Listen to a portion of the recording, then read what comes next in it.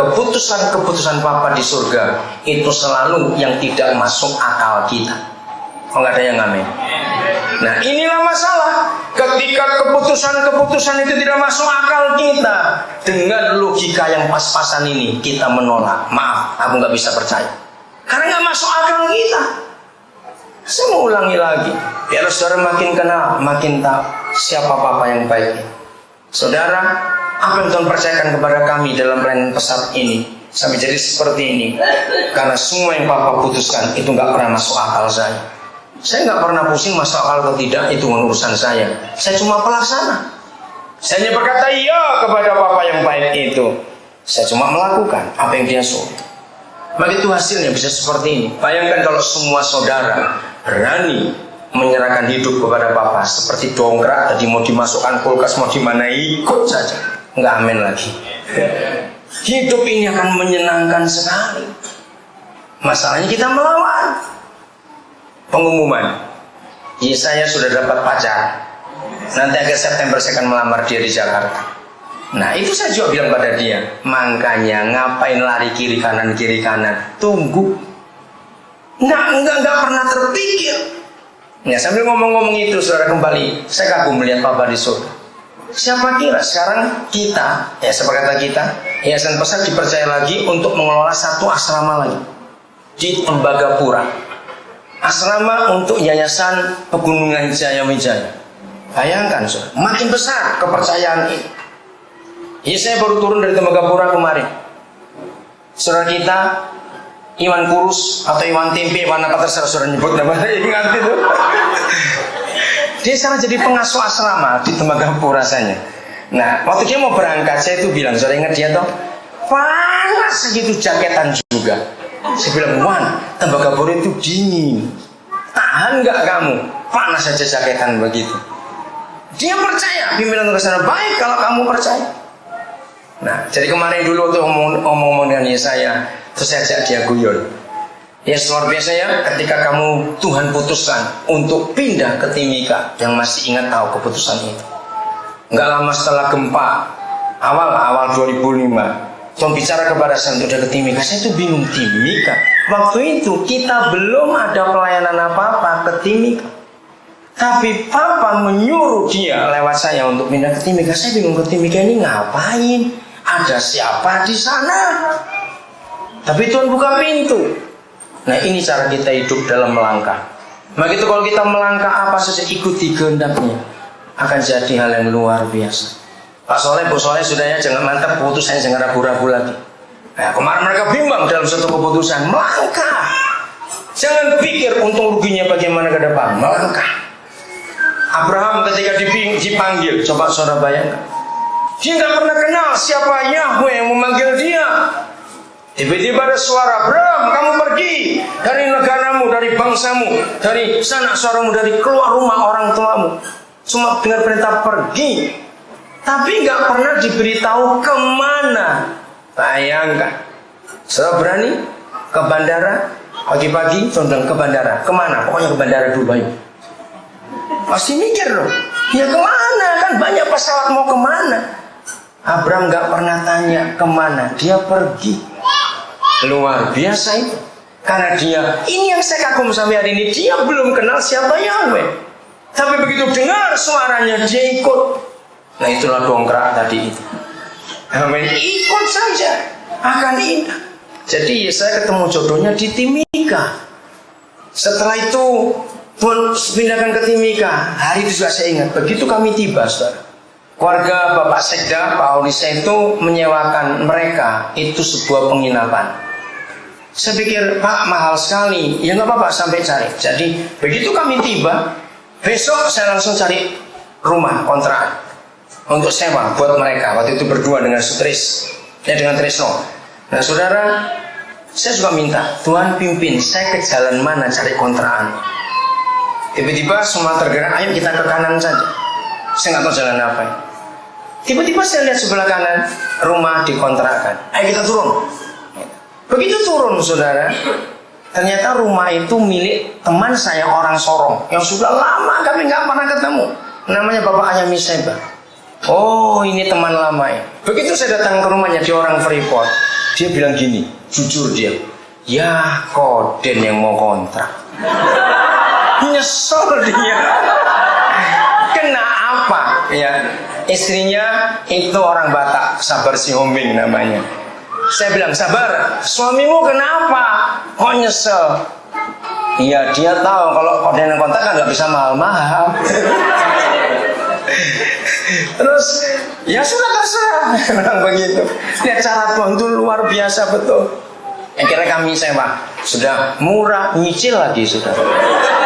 Wah, ruginya 2 kali dia. Enggak, tapi dia nggak rugi, Tuhan masih berhitung untuk yang lain. Saudara, belum setahun rumah itu, kami kontrak 2 tahun. Belum setahun, ternyata Tuhan sudah berkati saya untuk bisa beli rumah, nyicil juga. Ada orang Freeport mau pindah tugas ke Jawa dan mereka tahu pelayanan kami, dan itu Tuhan berkati luar biasa. Lalu bagaimana 2 tahun ini? Ada 2 keluarga, 1 keluarga guru yang baru pindah nggak dapat tempat, 1 keluarga dokter yang belum dapat tempat juga. Akhirnya mereka ini tinggal di rumah itu. Mereka bertanya, apakah mereka bayar? Ya saya bilang nggak usah. Toh sudah jatah kami, kita untuk memberkati. Mereka tinggal. Saudara, maka itu untuk apa saja ikuti apa yang Tuhan bilang. Kami nggak pernah tahu kalau Freeport dengan LPMAK-nya, Lembaga Pengembangan Masyarakat Amung Mekamoro, sudah punya rencana untuk menyerahkan sebuah asrama, tapi nggak tahu kepada siapa. Bisa ngerti cara Tuhan ini? Kalau kita ikuti pimpinan Tuhan itu indah. Belum lama ngelola asrama, saudara, ternyata Tuhan serahkan lagi asrama 1 lagi di Tembagapura. Nah, bulan Agustus awal yang lalu, waktu saya dari Timika mau ke Jayapura, itu saya masuk ke airport Timika yang baru. Airportnya, bandaranya keren, betul-betul kayak Amerika, karena memang ibu orang Amerika. Tapi airport tax-nya paling murah, cuma 9.000 airport tax itu di Timika. Gedung begitu bagus, Nabi begitu jelek, 6.000, terlalu betul ini. Kemudian di Timika airportnya bagus sekali. Jadi saya sebelum keliling dulu. Nah, tiba-tiba dengerin, itu dipajang gambar-gambar Freeport. Dia kerja apa sih? Pakai di foto gede, pakai lampu tuh, menarik sekali. Tiba-tiba saya tulis 1 foto. Sebentar, ini kok kayak Irwan? Masa Irwan ada di airport di foto segede-gede saudara fotonya itu? Saya dekati, betul-betul Irwan, saudara. Saya langsung telepon Irwan. Fotomu ada di Bandara Timika. Kenapa? Karena dia kepala asrama di Timika. Dan itu milik Freeport. Jadi Freeport menunjukkan mereka bukan cuma mengeksplorasi, tapi memajukan masyarakat Amung Mekamoro. Dan itu saya sampai heran melihat peristiwa itu. Maka itu kalau kita mau ikut dan melangkah bersama Tuhan kita, walaupun gak masuk akal, ingat, simpan ini baik-baik. Apa saja yang Papa kita putuskan pasti gak pernah masuk akal. Amin. Kalau tunggu putusan masuk akal, itu tetanggamu yang mutuskan. Cara itu baik-baik. Betul. Kalau Tuhan mutuskan gak pernah masuk akal. Itu yang Tuhan mau kita kerjakan dengan sungguh-sungguh. Akhirnya Daud menang. Suatu hari, ayat 22, ketika orang Filistin maju sekali lagi dan memencah di lembah Refaim, maka bertanyalah Daud kepada Yahweh. Lihat, dan ia menjawab, janganlah maju, tetapi buatlah gerakan lingkaran. Ada strategi perang yang hebat sampai ke belakang mereka. Papa kita itu ahli perang, katakan amin. Dia punya strategi yang luar biasa dalam hidupnya. Daud bingung, jangan maju, tapi buat gerakan lingkaran. Nanti kita belajar dari Pak Sumaidi. Ini namanya gerakan apa kalau dalam tentara ini, Pak? Hebat sekali. Coba saudara jujur, kalau kita Daud, berapa minggu yang lalu kita baru selesai dengan sebuah masalah. Ternyata minggu ini kita punya masalah yang sama, sebab tentara yang sama nyerang lagi. Kalau kita Daud, kita tanya lagi atau maju aja? Maju aja, kok sama orangnya kok? Tapi inilah bukti bahwa dalam semua keputusan yang Daud ambil, dia menggantungkan Tuhan. Dia bukan milik kehendaknya sendiri, tapi kehendak dia. Di depan kita ada meja Tuhan. Ini tubuh dan darah Yesus. Dan ini terjadi karena dia mengambil satu keputusan, bukan kehendak. Kalau tidak ada keputusan itu, nggak ada keselamatan buat kita sampai hari ini. Ayat terakhir, Matius 26. Mari hari ini semua kita dalam langkah Mengambil keputusan untuk apa saja, libatkan Tuhan. Jangan pengalaman kita, pengalaman perang kita, apa saja kita bisa salah. Tapi kalau kita mengandalkan Tuhan, kita akan jadi pemenang yang luar biasa. Pasal 26 ayat yang ke-42 sampai 44. Lalu ia pergi untuk keberapa kalinya?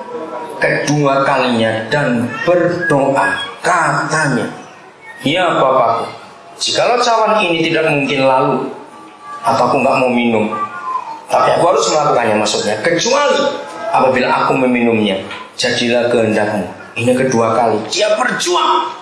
Ayat 43. Dan ketika ia kembali pulang, ia mendapati mereka sedang tidur, sebab mata mereka sudah berat. Ia membiarkan mereka di situ. Ya sudahlah kalau kamu mau tidur. Lalu pergi dan berdoa untuk keberapa kalinya. Dan ini kata yang penting. Mari kita baca sama-sama kalimat terakhir ayat 44. 1, 2, 3. Dan mengucapkan doa yang itu juga. Buat saya penting kalimat itu. Berarti Tuhan Yesus ngulang-ngulang gak doanya? Ngulang. Masih ingat di Matius 5, dia pernah tegur, kalau kamu berdoa jangan seperti orang-orang Farisi yang ngulang-ngulang terus. Betul? Masih ingat dengan firman itu? Di sini kita melihat kenapa dia sendiri melanggar apa yang dia katakan. Kenapa dia ngulang-ngulang doanya? Apa dia melanggar? Tidak. Dia bergumul, dia takut. Aku ambil tidak, aku ambil tidak. Karena kalau aku ambil, aku tahu risikonya, mati aku besok. Dan matinya nggak enak, disiksa, diludahi dan semuanya itu dia tahu. Saudara, tapi itu keputusan. Maka itu mari kita rendahkan hati di hadapan Bapa di surga. Apa keputusan hidup kita?